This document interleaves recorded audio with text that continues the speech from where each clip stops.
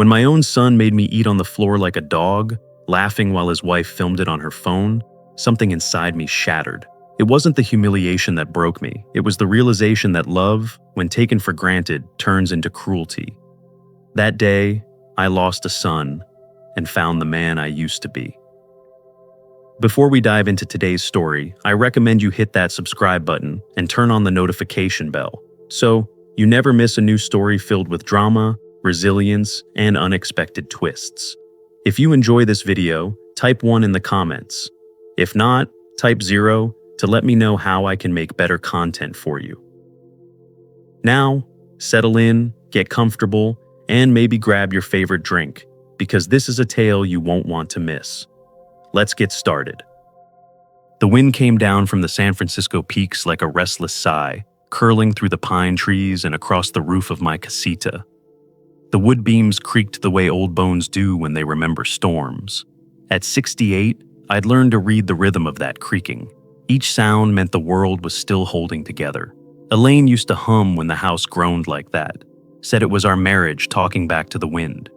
These days it was just me and the hum of the refrigerator, the smell of sap and dust, and the echo of her voice that sometimes floated up when I wasn't ready for it. I wasn't lonely exactly, I was disciplined. Solitude had its rules: coffee at dawn, paperwork by 9, supper before the light dropped behind the ridge. The habits kept me upright. After 40 years of climbing poles and stringing wire, I'd built my own company, Granger Mesa Holdings, out of the same materials I built fences with: caution, sweat, and receipts. My son Derek liked to say I was stuck in analog. Maybe he was right, but analog kept the lights on, literally and legally. Elaine and I had one child. Derek arrived the same year we took our first mortgage, and the same year I learned that pride could empty a bank account faster than greed. We raised him in the smell of diesel and rain. He used to hand me bolts while I worked, his little fingers black with grease, laughing when I wiped them on his cheeks. Back then, he said he wanted to be like Dad. Somewhere between college and marriage, that turned into better than Dad. His wife, Whitney, was polite in the way store managers are when they tell you the warranty's expired. Pretty girl, sharp tongue, everything matched to her phone case. They lived in a gated slice of Pine Canyon that looked more like a showroom than a home. I used to joke that you could eat off their floors. Turns out, that line would age poorly. Derek's business, Ponderosa Outdoor Kitchens, was supposed to be his shot at independence. I financed the startup through my company, set up an operating sub-account he could use for materials and payroll. On paper, I was still the authorized signer, a safety net no one thought they'd need. I kept the original promissory notes locked in a fireproof box under the bed. Every clause had my initials. Maybe that's what comfort meant to a man like me. Ink instead of faith. After Elaine died, I tried visiting more often, but Whitney always had a reason for me to come less. The baby's schedule, the renovation, the HOA. I stopped pushing. My generation believed silence was a form of respect. Theirs believed it was permission. So when Derek texted one Friday night, "Come for dinner, Whit wants to talk about our new phase as a family," I took it as a truce. Maybe he wanted me to advise on the next project, or, better yet, just sit and be part of their table again. I washed the dust off my boots, chose a clean flannel, and grabbed a bottle of red that cost less than their doormat. On the drive through the forest, the radio faded between gospel and static. I practiced small talk out loud, told myself I wouldn't mention business unless Derek did. The air was thin and smelled like burnt pine. It always reminded me of Elaine's hair after bonfires. For a moment, I almost turned around, but hope is a stubborn engine in old men. It keeps running long after logic says cut the power. Flagstaff's lights spread below like a scattering of embers when I turned into Pine Canyon. Their house sat at the end of a cul-de-sac, tall and white with glass everywhere. I could see my own reflection in the door before it opened, a man with calloused hands holding a cheap bottle of wine, about to walk into a world that didn't remember where it came from. Whitney opened the door wearing an apron that had probably never met grease. "Shoes off, Tom," she said, smiling like a flight attendant. I hesitated, then obeyed. The marble was cold under my socks. Derek waved from the kitchen, phone in one hand, laughter in the other. I placed the bottle on the counter, tried to hug him, but he sidestepped to check something in the oven. Maybe I imagined it, but the warmth in his eyes was missing. I told myself he was tired. I told myself a lot of things. We ate early in my family: meat, potatoes, conversation. With Derek and Whitney, dinner meant courses and lectures. She talked about grounding therapy and minimalist dining. He nodded like a student of enlightenment. The house was perfect, the table too, but something about it felt smaller than the casita back in the woods. I remembered Elaine's phrase, "Don't go hungry for kindness, bring your own food of dignity." I straightened my back and told myself this meal would be fine. I couldn't have known that by the time dessert arrived, I'd be the one sitting on the floor.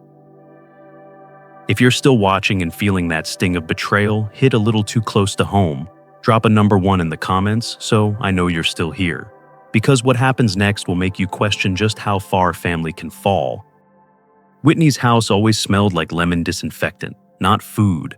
Every surface gleamed, floors you could see your reflection in, air so sterile it hummed. I stood there holding the bottle of wine like a lost delivery man, waiting for someone to tell me where I belonged. Derek didn't look up from his phone.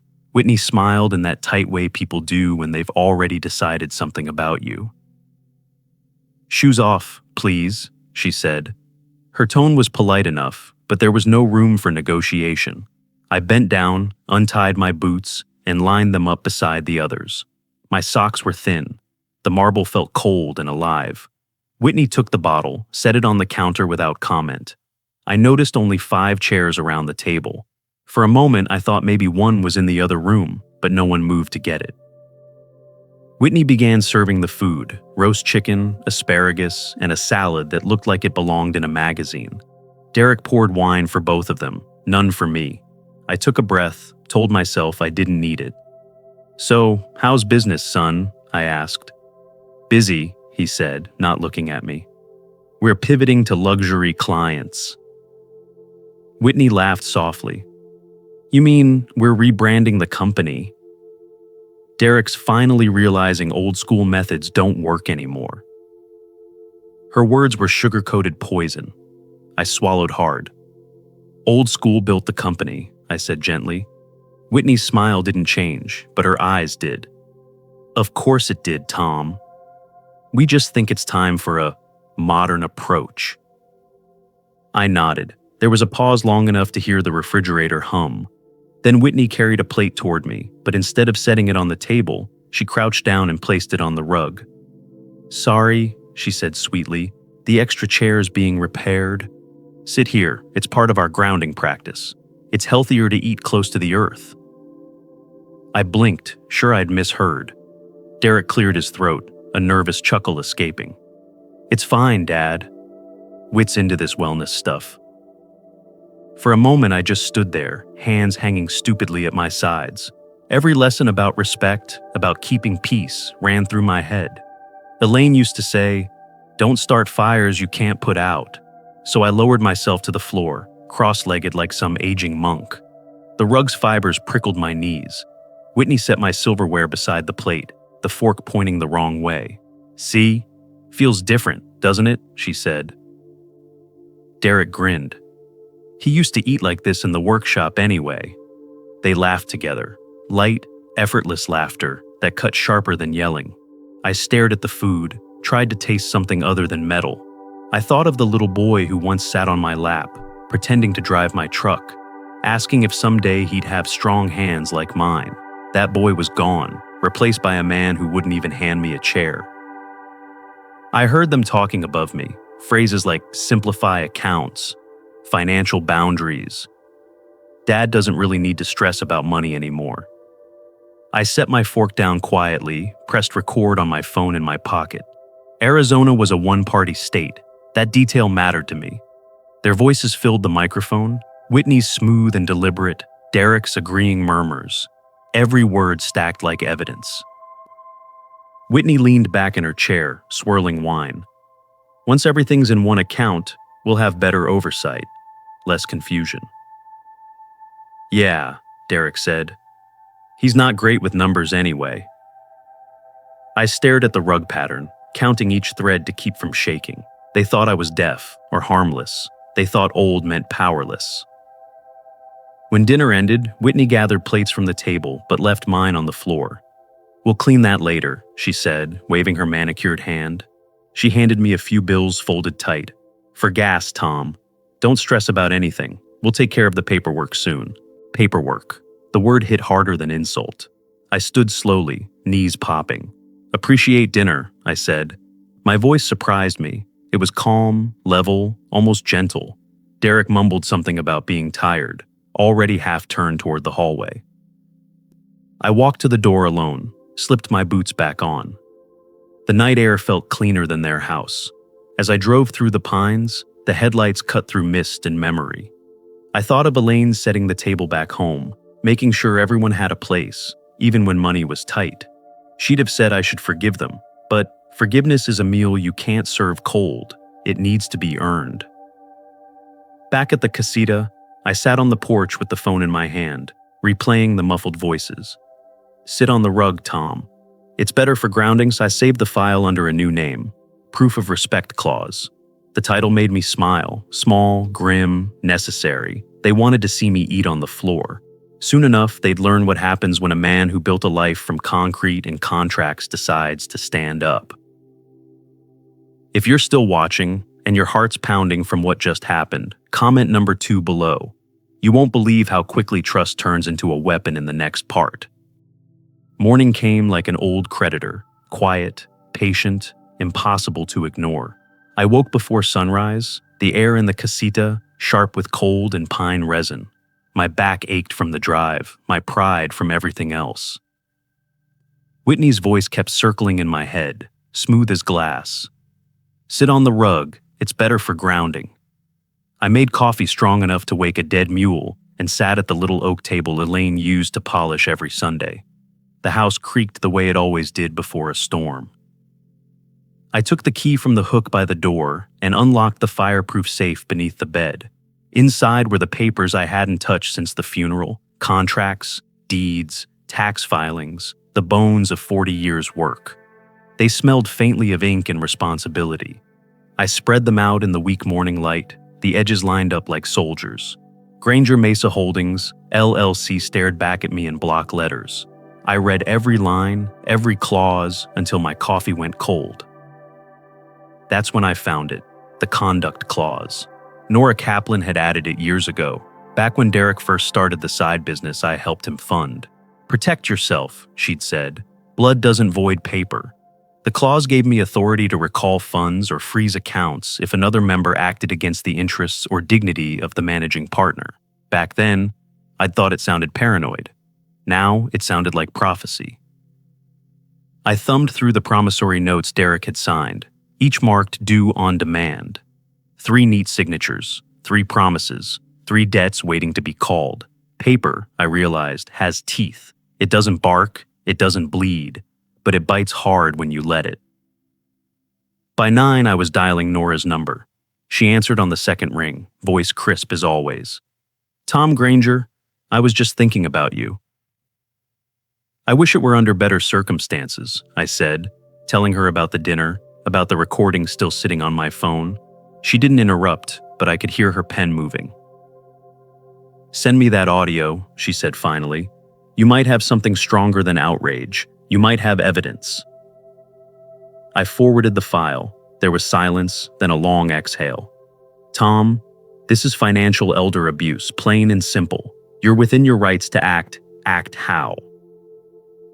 By the book. Certified notices, bank instructions, and we file an incident with Adult Protective Services. Nothing dramatic, just documented, everything above board. Her calm steadied me. "Nora," I said quietly, "I don't want revenge. I just want my self-respect back." That's exactly what the law was written for. 2 hours later, I was in her office downtown. Nora wore the same silver glasses she'd had for decades, her desk immaculate except for a cup of pens arranged like surgical tools. We went through each document together, her finger tracing signatures. "See here," she said. "You remain the sole managing member. Derek never updated the articles, which means you still control the accounts. He can't move a cent without you."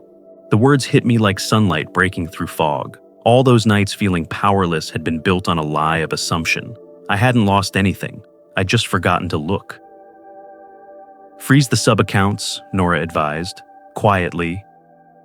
Send formal demand letters tomorrow. And Tom, no arguments, no shouting. Let the paperwork talk. I nodded. Paperwork had always spoken my language. At the High Desert Bank, the branch manager, Helen, recognized me from my years of wiring crews' payrolls. Her smile faltered when I slid the documents across her desk. Mr. Granger, these are still active? They are, I said. And I want a full printout of transfers between my LLC and Ponderosa Outdoor Kitchens. She hesitated, glancing toward the glass office behind her. I met her eyes and added, I built those accounts. I'll decide how they end. Something in my tone made her move faster. Within minutes, I had the statements in a manila envelope. Driving home, the envelope sat beside me like an unexploded charge. The numbers told a story. Irregular withdrawals, excessive personal expenses, consulting fees that smelled like theft. My son had been draining the veins of the company while pretending to build his own empire. The sunset over the pines looked like spilled fire. Elaine used to say red skies meant change was coming. Maybe she was right. I pulled into the driveway and sat there, listening to the engine tick down. There was no rage left, only clarity. Rage is loud, clarity is lethal. Inside, I opened a new audio memo on my phone. My voice came out steady. Step 1, certified letters through Nora. Step 2, freeze accounts effective tomorrow. Step 3, report filed with APS. I paused. No yelling, no threats, just action. When I finished, I set the phone on the table beside the open binder. The lamp threw a circle of light across the papers, sharp and clean. For the first time in weeks, my hands stopped shaking. They thought they took my dignity, I said aloud, just to hear it in the room. They just reminded me where I kept it, in ink and signatures. If you're still watching and shaking your head at how cruel people can be, hit number 3 in the comments to let me know you're with me. The next twist is where the real storm begins. The morning came wrapped in silence, that heavy kind that settles before a storm. I woke at 5, dressed in a clean shirt, and brewed coffee dark enough to burn a hole through hesitation. The humiliation from that dinner had hardened into something precise. No shouting, no cursing, just movement. I stood by the window and watched the first light spill over the pine ridge, then whispered what felt like a prayer and a warning. Let's finish what they started. By 8, I was in Nora Kaplan's office again. She had already drafted the certified demand letters, each one written with the weight of law and the cold efficiency of truth. The top of the page read, Notice of recall of debt and account suspension. My name appeared 3 times on each document, as lender, managing member, and authorized signer. Seeing it in print steadied me more than any sermon ever could. Nora handed me a pen. Once you sign these, the accounts are legally frozen until further notice. Derek can't move a dime without your consent. I signed slowly, the tip of the pen gliding across the paper like the edge of a blade. Good, I said. Let the silence hit first. We drove together to a High Desert Bank. Helen, the branch manager, greeted us with a polite but nervous smile. She already knew. The air in the office felt thick, like everyone sensed something important shifting. Nora spoke in her professional rhythm, quoting clauses, referencing statutes, leaving no room for misunderstanding. Within 10 minutes, Helen confirmed the freeze had gone through. She printed the record, a sterile piece of paper that meant justice had started breathing again. Mr. Granger, she said quietly, there were several large transfers from the business account to your son's company. Over 300,000, maybe more. Would you like full documentation? Yes, I said, all of it. When the printer spat out the report, I folded it neatly into the same manila envelope I'd used for payroll years ago. Same color, different war. By late afternoon, the phone rang. Derek's name lit up the screen. I let it buzz twice before answering. His voice came in hot, shaking at the edges. Dad, what the hell did you do? The accounts are locked. I can't pay my guys." "They're not your accounts," I said evenly. "They're mine. You signed promissory notes, remember? Are you kidding me? This could ruin us. You're sabotaging your own family." "No," I said. "I'm protecting it. From you." He called me paranoid, said Whitney was right about me losing perspective. I let him talk until he ran out of air. Then I said the last thing he expected. "Everything's documented, Derek. Every dollar, every lie. You should reread what you signed before you raise your voice again." The silence on the line was heavy enough to feel. Then he hung up. I saved the call under the file name, Proof of Knowledge. An hour later, Whitney's number flashed. Her text came long and syrupy, full of guilt-colored phrases. "We never meant to hurt you. You misunderstood the dinner. This freeze could destroy Derek's reputation. Let's talk like adults." Every line read like a sales pitch. I forwarded it to Nora with the caption, "Exhibit B." Her reply was immediate. "Good catch. Keep everything. She's digging her own hole." Around dusk, my phone rang again, an unfamiliar number. "Mr. Granger? This is Carla Reyes, Adult Protective Services. Ms. Kaplan filed your report. I'm opening a case for financial exploitation. If we can prove intent, your son's business will face an audit." The words hit me harder than I expected. "An audit?" "Yes, sir. And you're the primary witness. You've done everything right. Paper trail, recordings, documentation. Don't back down now." Her voice had that rare mix of authority and empathy that reminded me of Elaine. For the first time, I realized this fight wasn't only mine. There were others like me, men and women told to sit on the floor while their children ate from their plates. Maybe this was bigger than revenge. It was about precedent. When the call ended, I sat on the porch as twilight folded over the forest. The casita didn't feel lonely anymore. It felt like command central. I replayed Derek's voicemail, not out of spite, but to memorize the sound of arrogance cracking. "They built their house on arrogance," I murmured, "and I built mine on records." Later, driving past Pine Canyon, I saw their driveway lit up like a showroom. Movers were unloading boxes, new furniture, new decorations, all purchased with money that no longer existed. Derek's BM gleamed under the porch light. I didn't stop. I didn't need to. But by the time they realized the storm was coming, I thought, the rain would already be inside. If you're still watching and wondering how much more pain one person can take, drop a number 4 below, because the next move will change everything you thought you knew about justice. For 2 days after the account freeze, the world went eerily still. My phone stayed dark except for the occasional spam call, and the forest outside the casita hummed with late summer insects. Silence, I'd learned, was never peace. It was the pause before someone decided to make a mess. The first text came mid-morning. "Dad, what did you do?" By noon, there were 20 more. They started polite, then turned frantic, then furious. Derek's last message read like a threat disguised as confusion. "You can't just take everything from us. This isn't over." I logged each one in my yellow notebook. Time, date, tone. That notebook had once tracked inventory for Granger Mesa Holdings. Now it documented a different kind of asset: truth. By early afternoon, I drove into town to finalize paperwork with Helen at High Desert Bank. The lobby was quiet until the glass doors swung open. Derek stormed in wearing a pressed shirt in panic. "Dad!" His voice cut through the room, sharp enough to make people look up from their forms. "What did you do to the accounts?" Helen froze. I felt every pair of eyes in the lobby on us. I didn't answer right away. I just folded my receipt and slipped it into my pocket. "You froze my business," Derek shouted. "My employees can't get paid. I can't pay the suppliers." I turned, speaking low enough to make him lean in. "You told me to eat on the floor, Derek. This is what the floor feels like." His face went pale. For a moment, the son who once carried my toolbox looked like a stranger. He opened his mouth, then shut it again when Helen quietly called for security. He left muttering that he'd fix this, though his voice didn't sound like conviction. It sounded like collapse. That night, Nora called. "They've hired a lawyer," she said. Peter Lang out of Phoenix. He's claiming elder mismanagement and diminished capacity.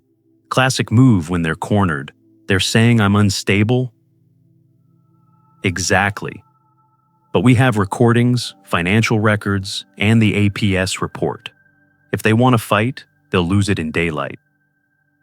I thanked her and poured myself a glass of bourbon, the good bottle Elaine used to hide for company. The drink burned in a satisfying way.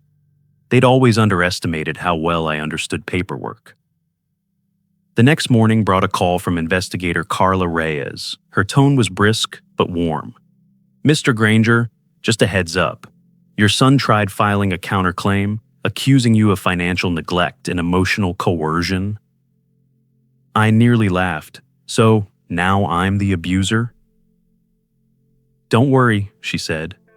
We already reviewed the audio recording from that dinner. His complaint is being flagged as retaliatory. It just triggered a deeper review by the State Financial Crimes Unit. Her words landed like a hammer on glass, satisfying, loud, irreversible. So, this gets bigger? Yes, much bigger. Keep documenting everything. You've done exactly what you should.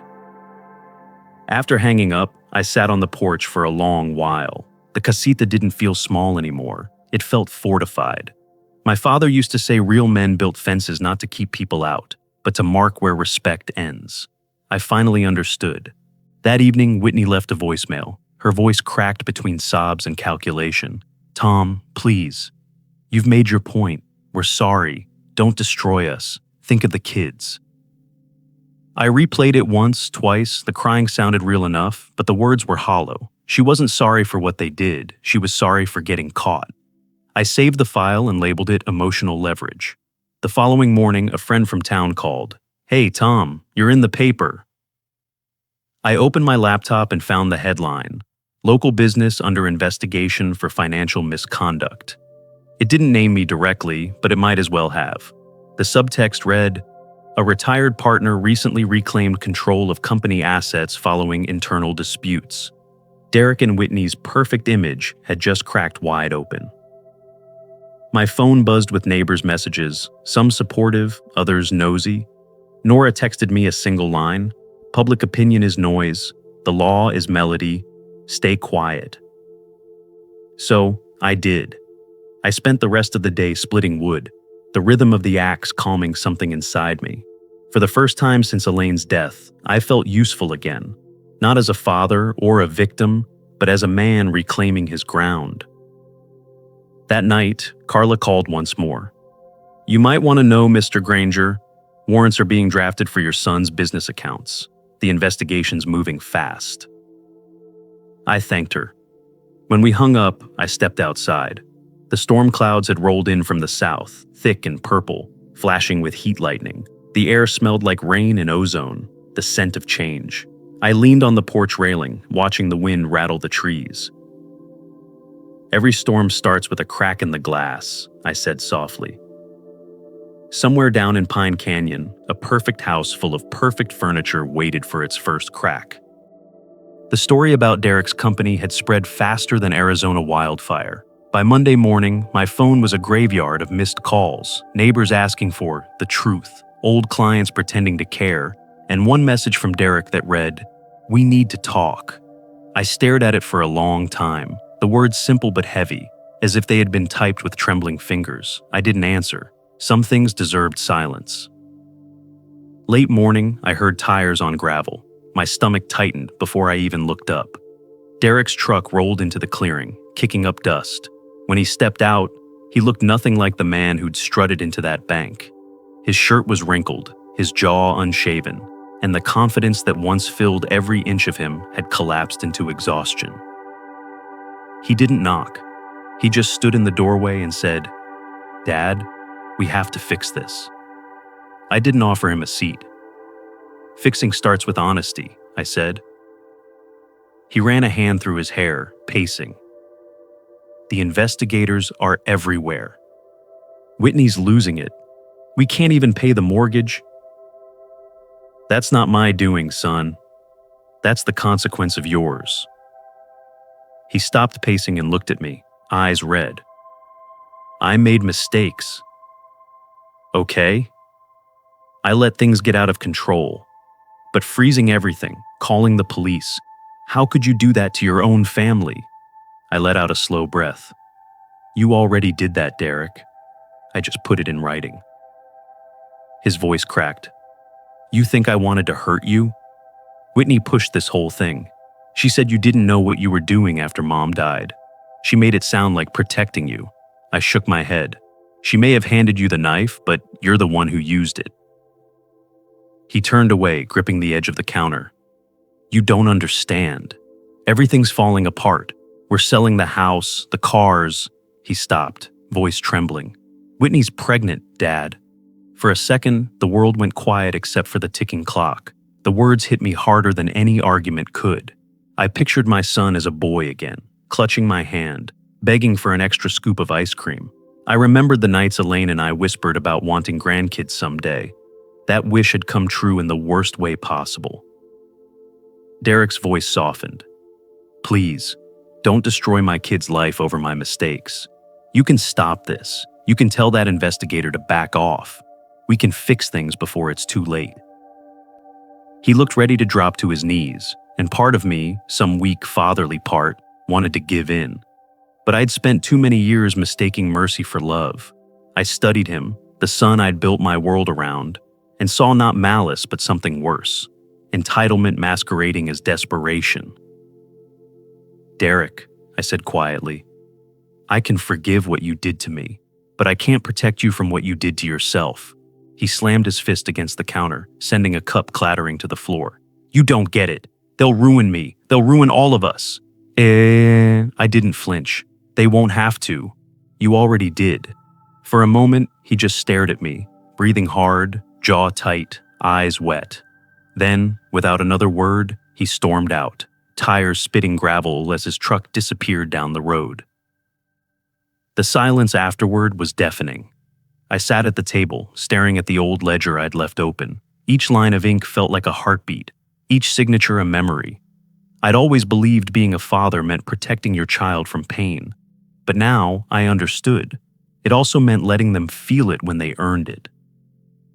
The phone buzzed. Nora's voice came steady through the receiver. Tom, the Financial Crimes Unit just sent over the injunction. They need your signature to finalize asset seizure and proceed with formal charges. If you sign tonight, it moves forward tomorrow morning. And if I don't, then it stalls, possibly indefinitely. Her tone didn't push me, but the weight of choice pressed heavy on my chest. I told her I'd call back. For the next hour, I walked through the casita, touching the old photographs, the worn table, the empty chair where Elaine once sat. Her voice came to me the way it always did when the world went still. Don't become what hurt you. I poured a cup of coffee, sat at the table, and opened the email Nora had sent. My name waited at the bottom of the document, like a mirror asking who I really was. Justice or mercy? Father or man? I thought of Derek's face, pale and scared. I thought of the child he hadn't met yet. Then I thought of the floor I'd been forced to sit on. The rug pressed into my knees, and Whitney's voice saying it was for grounding. I picked up the pen and signed. The decision didn't feel like victory. It felt like gravity. When the scan was sent, I leaned back, the sound of rain beginning against the window. Outside, the storm rolled in over the ridge, thunder shaking the forest. I whispered to the empty room, I built this family on trust. I'll rebuild it on truth. Lightning flashed, illuminating the casita's walls. For the first time in months, I felt steady, not because I'd won, but because I'd stopped running from what was right. If you're still watching and your jaw's still on the floor, comment number 5 to let me know you're hanging on. The choice that's about to be made will flip the entire story on its head. When I woke the next morning, the world outside the casita felt rinsed clean. Rainwater dripped from the eaves, pooling in shallow puddles that reflected the pines. The air smelled like earth and iron, the sharp scent that always follows a hard storm. For a long time, I just sat there on the edge of the bed, listening to the quiet. I'd done it. There was no going back now. The inbox on my phone was silent. No messages from Derek, no new emails from Nora, no fresh headlines yet. The stillness didn't feel peaceful. It felt like the breath you take before someone says something you can't unhear. I made coffee, sat by the window, and waited for the next sound. It came around 10. Nora's name flashed on the screen. Her tone was calm, almost relieved. "It's official," she said. "The injunction went through this morning. The state has seized the business accounts and suspended Derek's operations. His personal assets are frozen pending review." I closed my eyes and nodded. "So it's done." "It's done, Tom. You did the right thing." The words sat heavy. Right and good had stopped meaning the same thing weeks ago. Still, I thanked her, and after hanging up, I stepped outside. The forest hummed with birdsong again, as if even nature had been holding its breath until now. By noon, the world started moving again. My phone buzzed with notifications, links to news articles, texts from old coworkers, even a voicemail from a reporter asking for comment. One headline caught my eye: Ponderosa Outdoor Kitchens under investigation for fraudulent accounting. Owner facing state inquiry. Derek's name was printed in bold. I stared at it, then turned off the phone. There was nothing left to say. When I drove into town later that day for groceries, people noticed me. Some nodded with quiet sympathy. Others looked away, like standing too close to me might stain them. Justice makes people uncomfortable. It reminds them that choices have teeth. That afternoon, Nora forwarded me an internal report from Carla Reyes. Derek and Whitney's house had been repossessed pending investigation. Credit cards suspended. Business license revoked. My son, who once bragged about never answering to anyone, was now learning how quickly freedom evaporates when built on fraud. I didn't feel joy, just inevitability. Elaine's words echoed in my mind. Sometimes justice sounds like sorrow. She was right. Justice didn't erase what had been done. It only cleared enough space for truth to stand on its own. The mail arrived around 4. Among the usual flyers and bills sat a single white envelope with Whitney's neat handwriting. I hesitated before opening it. The letter was short, almost cold. Derek was weak. I did what I had to. I'll protect my child no matter what happens. Please stay out of it. No apology, no remorse, just survival. I folded it carefully and sent a photo of it to Nora. Her reply came minutes later. "Keep it. She's prepping for a plea deal." I sat back in the chair, realizing that Whitney wasn't breaking.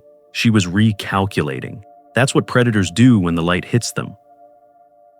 Evening came early, the sky turning copper over the ridge. I was chopping kindling behind the casita when my phone rang again. Carla's voice was calm, but carried the weight of news. "Mr. Granger, your son was taken into custody this afternoon. Obstruction and falsified records. I thought you should know." My hand froze on the axe handle. "Was he hurt?" "No, sir. He's cooperating. He'll likely be released pending the hearing, but the charges are serious." "I understand." She hesitated. "You didn't put him there, Tom. He did that himself." After the call ended, I stood there for a while, listening to the forest settle into twilight.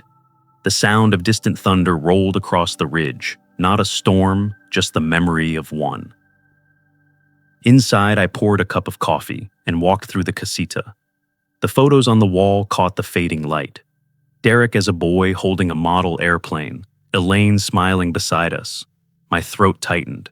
I'd won every battle but lost the illusion that my son was still someone I could save. I whispered to Elaine's picture. "He's alive. Maybe that's enough for now." The rain started again, not fierce like before, just a soft drizzle tapping the tin roof. I wrapped a blanket around my shoulders and sat on the porch, listening. The forest smelled new again. I opened my yellow notebook and wrote one last line. "Justice doesn't heal. It balances the scales so healing can begin." I closed it, leaned back, and watched the rain slide down the porch steps. For the first time in months, I wasn't waiting for retribution or apology. I was simply waiting for peace, and for once, it felt close enough to touch. A week had passed since Derek's arrest, but time had taken on a strange rhythm. The casita was quiet in a way that felt almost sacred. Each creak of wood and drip of rain from the pines seemed to mark the distance between who I was and who I'd become. The morning light came in soft, filtering through the curtains, like forgiveness trying to find its way inside. I brewed coffee, sat at the table, and opened the newspaper. There it was in black and white. Preliminary hearing set for Derek Granger, owner of Ponderosa Outdoor Kitchens. Seeing my son's name in print should have brought satisfaction, but it didn't. It felt like reading an obituary for something that died long ago. The phone rang mid-morning. Nora's voice was steady, professional, but a trace of warmth slipped through. "We'll need your testimony next week, Tom. After that, we can finalize asset liquidation and transfer the deed to your name. You'll officially own everything again." I took a slow sip of coffee. "What about Whitney?" "She's trying to negotiate a separate settlement. She'll throw Derek under the bus if it keeps her out of jail." I nodded, though she couldn't see it. "I figured. She's protecting herself, not her family." Nora paused. "You've already won, Tom. The rest is just paperwork."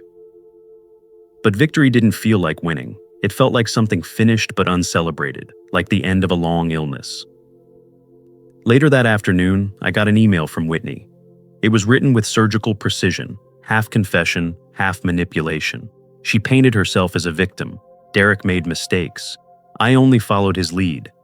"I'm scared for the baby. Please, can we meet?" She even added, "You're the only one I trust to help me do what's right." I read it 3 times, feeling that old anger stir. But there was something else now too.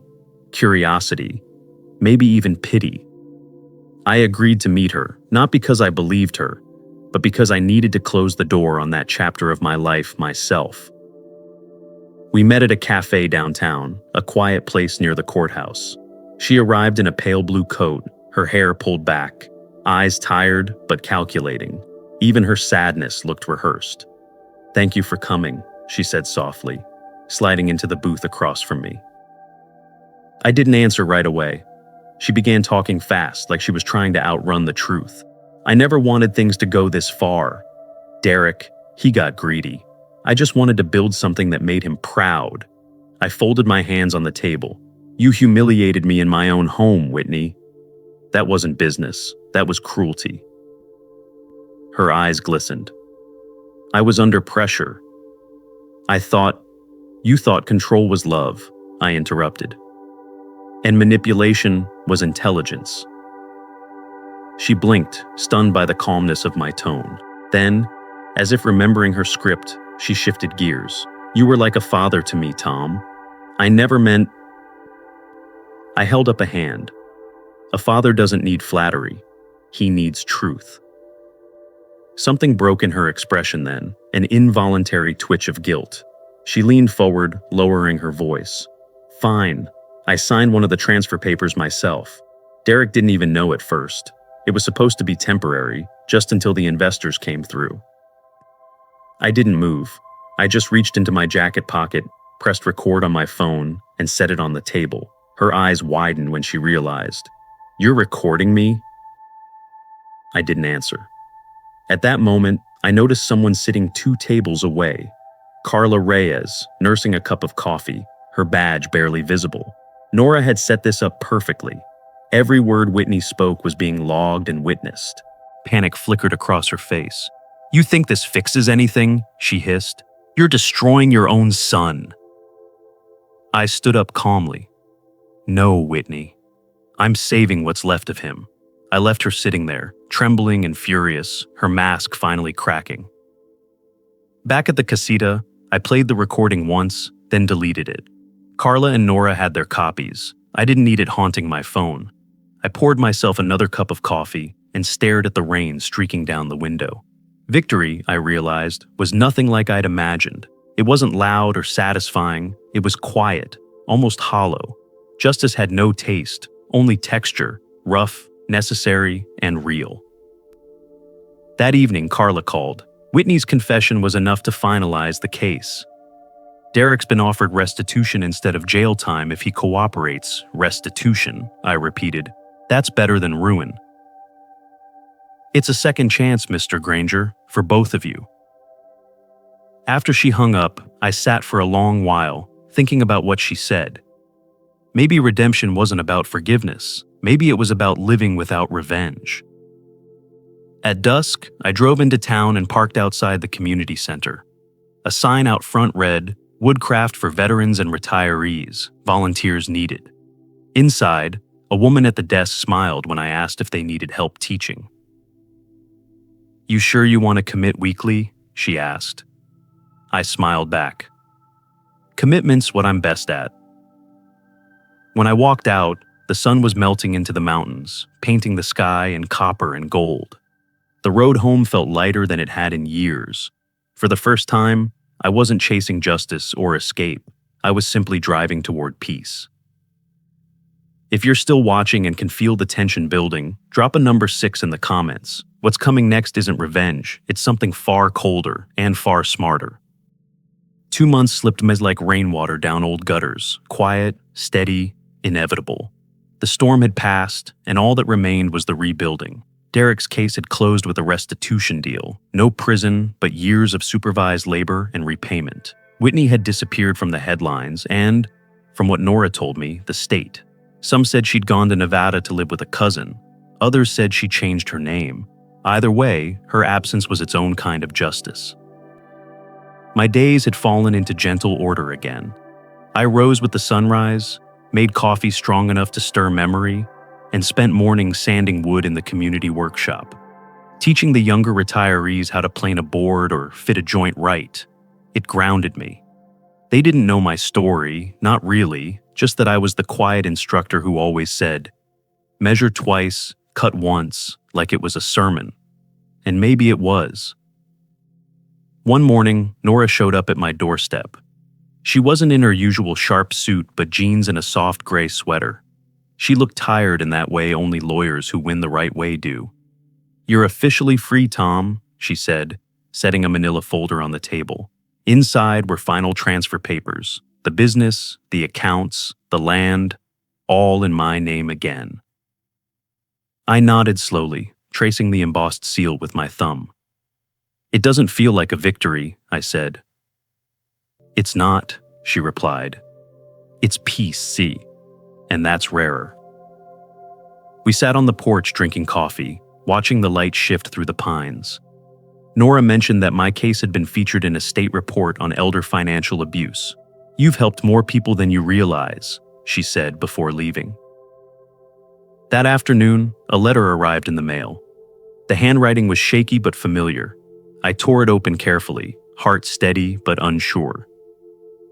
"Dad," it began, "I know you probably don't want to hear from me. I wouldn't either, but I need you to know I'm not angry anymore. You didn't destroy me. You stopped me from becoming someone I couldn't live with." He went on to describe his work program, how he spent long days rebuilding park benches for the county. "Funny," he wrote, "turns out you taught me more about building things than I ever learned chasing money." By the end of the letter, I wasn't crying, but my chest hurt like something too full to hold. I folded the paper neatly and placed it next to Elaine's photo. She would have smiled at that letter, the kind of small grace she always believed in. A week later, Nora called again. "The Department of Aging wants you to speak at their conference next month," she said. "Me?" I laughed. "I'm not a speaker." "You already are. You just don't use a microphone." I tried to refuse, but she wouldn't take no.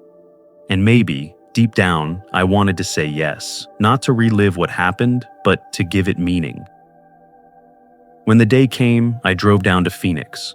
The hall wasn't large, maybe 100 people, most of them gray-haired like me, faces lined with the same kind of lessons.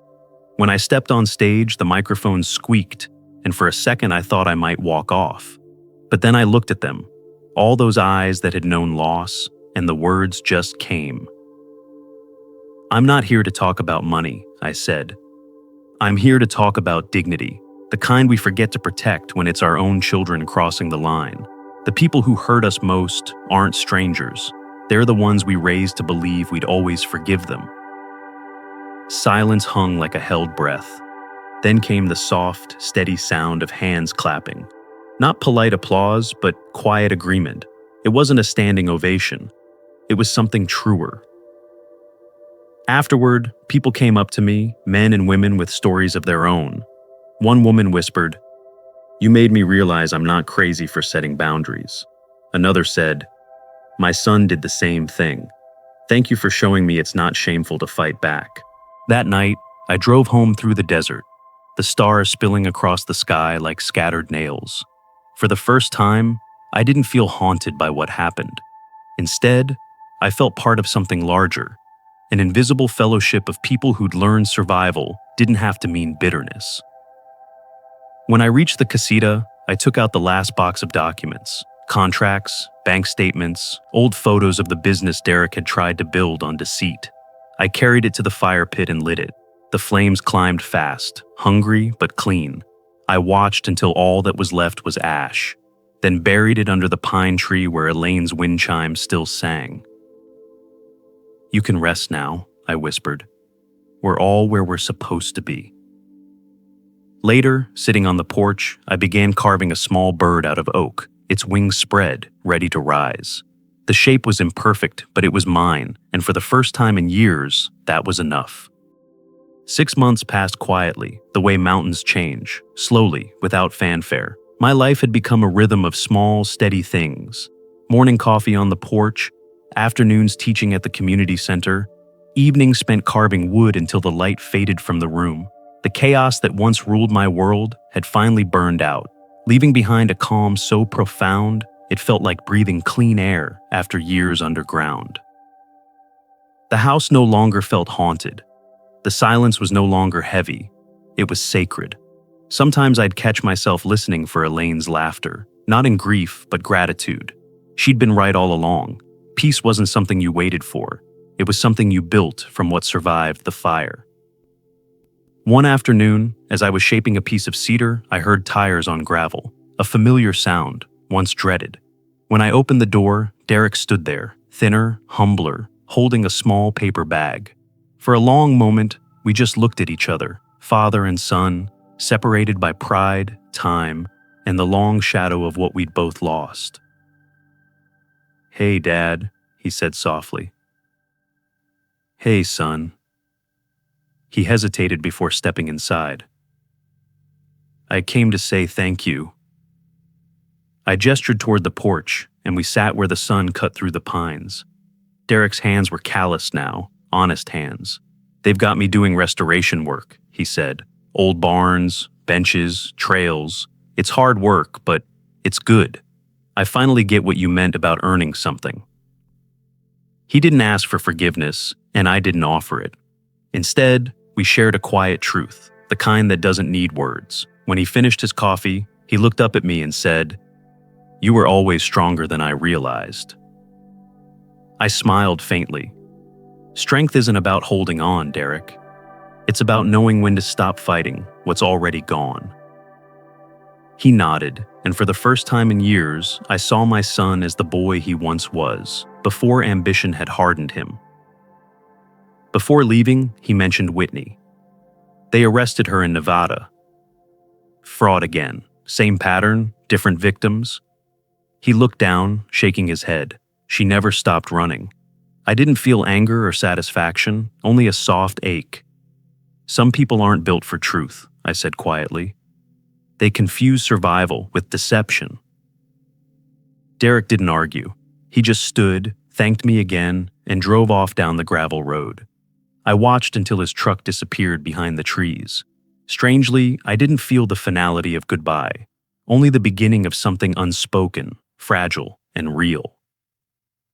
That evening, I walked out to the pine tree where Elaine's chime still hung. The wind was gentle, the air cool with coming rain. "You were right, love," I murmured.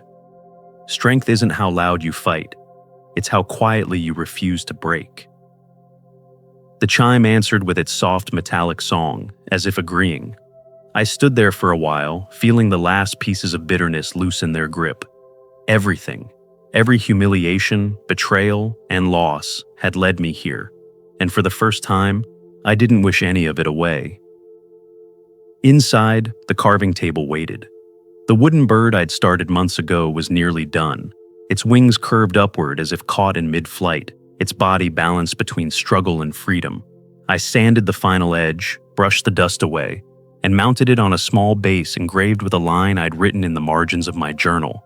Endurance is not silence, it's choosing peace over pride. The bird gleamed in the last of the sunlight, glowing golden at the edges. I placed it by the window where the dawn would touch it each morning.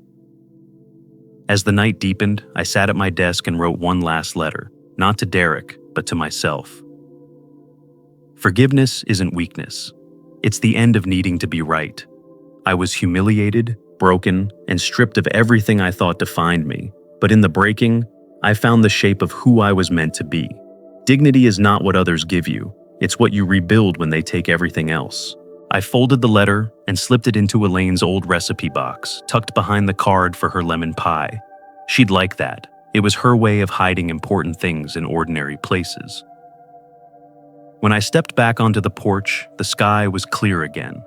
The wind carried the scent of rain and pine, and the chimes swayed softly above the glowing horizon.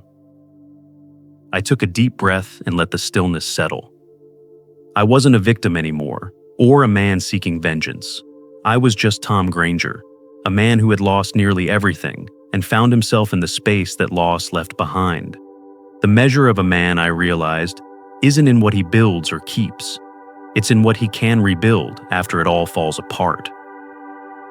The chime sang again, and this time I didn't hear memory. I heard peace. These turning points remind us that setting boundaries and valuing ourselves is not just an act of courage, it's the foundation of living with dignity. Now, I'd love to hear from you. What's one lesson from this story that you feel connected to, and how will you apply it in your own life? Let's grow together by sharing our thoughts. If this story resonated with you, drop a 1 in the comments. If not, feel free to leave a 0. Your feedback helps us improve. And don't forget to like, share, and subscribe for more stories that touch the heart and spark reflection. Thank you for watching, and here's to living life with strength, honesty, and authenticity.